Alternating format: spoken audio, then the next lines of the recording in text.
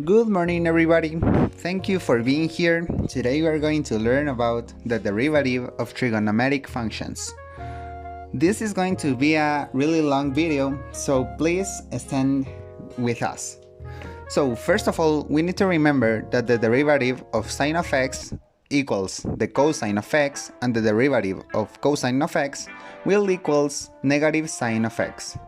So we are going to start now with the derivative of the tangent of x. This is what we are going to find first.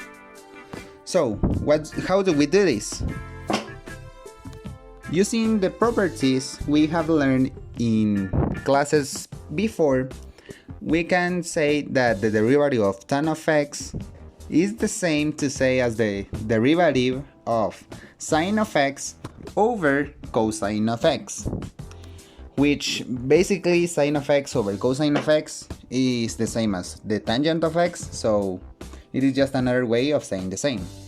So now what do we have here?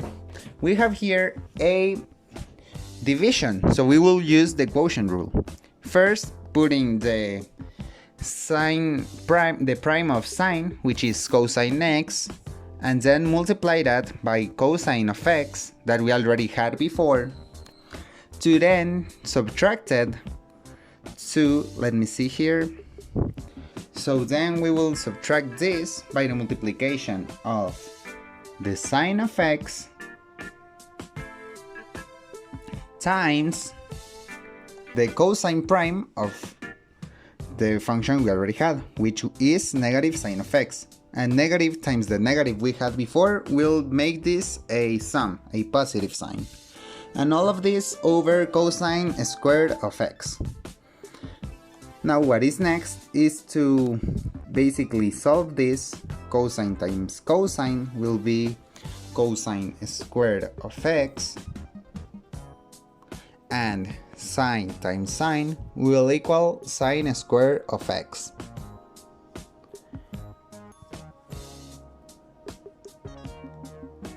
Okay then, now that we have this, all of that using the properties we have learned before will tell us that cosine squared of x plus sine squared of x equals 1. So we leave the 1 over cosine squared of x that we had before.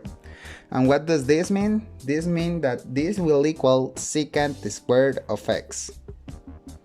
So tangent of x, we can say that skipping all this long process will equal secant squared of x. Now we go with the derivative of the cotangent of x.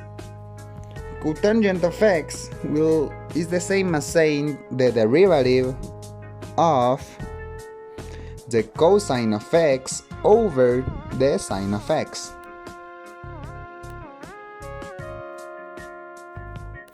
Alright, so as we did the last problem, this is a division, so we will use the quotient rule.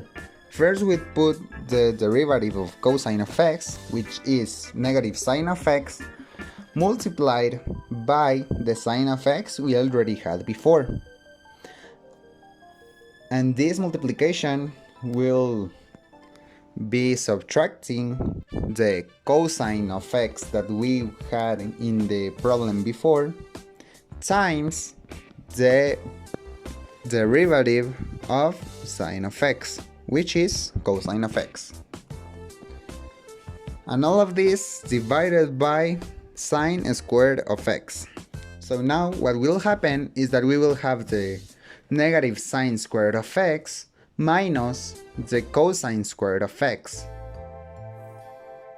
And all of this over the sine squared of x that we had before. Okay, so this will equal to the negative 1 as we had in the previous problem over sine squared of x. And all of this will equal negative cosecant squared of x. So what's next now is to find the derivative of secant of x, which is the same as saying that we are going to find the derivative of the division between 1 over the cosine of x.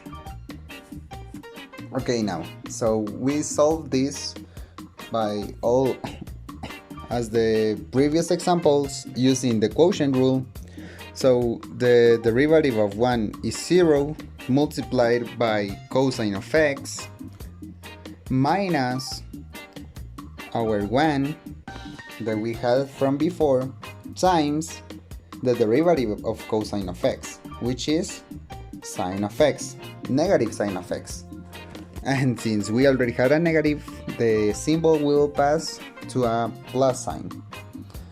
And all of this over cosine squared of x. As you can see, the trigonometric identities are being used all over this place, so you must be learning them and know how to apply them. So now our multiplication of 0 times cosine of x is 0, so we leave the sine of x alone over the cosine squared of x. And all of this, we can separate this problem by sine of x divided by the cosine of x times 1 over cosine of x for us to get cosine squared of x and sine of x in the top. So this is basically already our derivative, but using identities, we can see that sine of x over cosine of x equals tangent of x times secant of x, which is the derivative of secant of x. So we will continue now finding our next derivative, which is the derivative of cosecant of x. And this is the same as if you will say, let me just change some colors here. Yes, so it is the same as saying that we are going to find the derivative of 1 over the sine of x. So another time we will use quotient rule to find our result, and well, the derivative of 1 is 0 as well, multiplied now by the sine of x, and all of this subtracted by 1 times the derivative of sine of x, which is cosine of x. And all of this over sine squared of x. Now we just have to solve this, so what we are doing now is getting negative cosine of x. As we had before, there's a multiplication with a 0, so that cancels out. So it is negative cosine of x over sine squared of x. And all of this will be equal to the negative cosine of x over the sine of x times 1 over another sine of x for us to separate the sine squared of x into 2. And what does cosine of x over sine of x is? Well, it is the negative cotangent of x. We still have the negative, so we have to just leave it there, and 1 over the sine of x will be equal to cosecant of x. So you could do this process, or basically just remember how the derivative of each one is, and it is a little bit more complicated as you have to remember it, but you can definitely skip all of this process in order to learn more. Thank you for being here with us.